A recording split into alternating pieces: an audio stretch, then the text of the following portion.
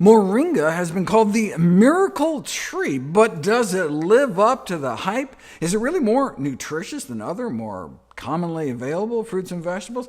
I'll answer that question in this video. In the next video, we'll look at the effects specifically on blood sugars. Check out the research.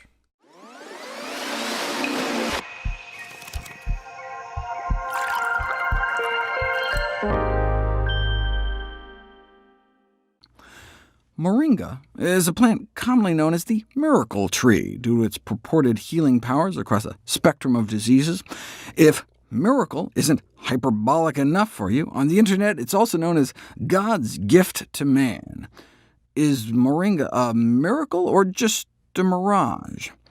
The enthusiasm for the health benefits of Moringa is in dire contrast with the scarcity of strong experimental and clinical evidence supporting the claims.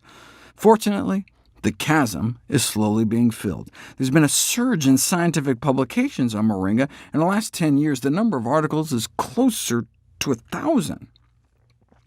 But what got my attention was the presence of glucosinolates, compounds that boost our liver's detoxifying enzymes. I thought they were only found in cruciferous vegetables like cabbage, broccoli, kale, collards, and cauliflower, but no. It turns out they're also found in the Moringa family, with potency comparable to broccoli.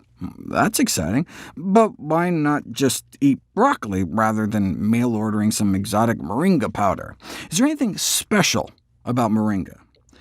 It's been described as the most nutritious tree yet discovered. How much is that saying, though? I mean, who eats trees? Supposedly, Moringa contains higher amounts of nutrients than most conventional sources, 10 times the vitamin A of carrots, 12 times the vitamin C of oranges, 17 times more calcium than milk, 15 times more potassium than bananas, 25 times more iron than spinach, and 9 times more protein than yogurt.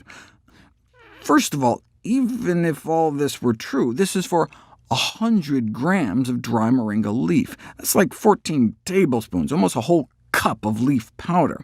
Researchers have had trouble getting people to even eat 20 grams, and so anything more would likely result in an excessively unpleasant taste due to the bitterness of the leaves.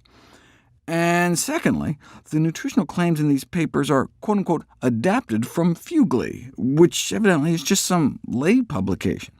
If you go to the USDA nutrient database, though, and enter a more doable dose, like the amount you might get in a smoothie, about 1 tablespoon for instance, a serving of Moringa powder has as much vitamin A as a quarter of 1 baby carrot, and as much vitamin C as 1/100th of an orange. So an orange has as much vitamin C as 100 tablespoons of Moringa. A serving of Moringa powder only has the calcium of half a cup of milk, the potassium of not 15 bananas, but a quarter of 1 banana, the iron of a quarter cup of spinach, and the protein of a third of a container of yogurt. So yeah, it may be nutritious, but not off the charts, and certainly not what's commonly touted. So again, why not eat broccoli? It's got the A, C, calcium, potassium, iron, and protein of broccoli. Moringa does seem to have anti-cancer activity in a petri dish against cell lines of breast cancer, lung cancer, skin cancer, and fibrosarcoma, while tending to leave normal cells relatively alone, but there hasn't been any clinical studies. Well, what's the point in finding out that Moringa enhances the sexual performance of stressed rats? What are you supposed to do with that? Studies like this one, though, started to make things a little interesting. Researchers were testing the effects of a tablespoon Moringa leaf powder once a day for 3 months on antioxidant status, and saw a drop in oxidative stress, as one might expect from eating any healthy plant food.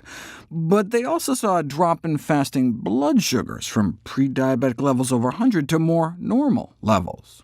Now, that's interesting. I mean, should we start recommending a daily tablespoon of Moringa powder to diabetics? Was it just a fluke? Moringa and blood sugar control, a review of the current evidence, next.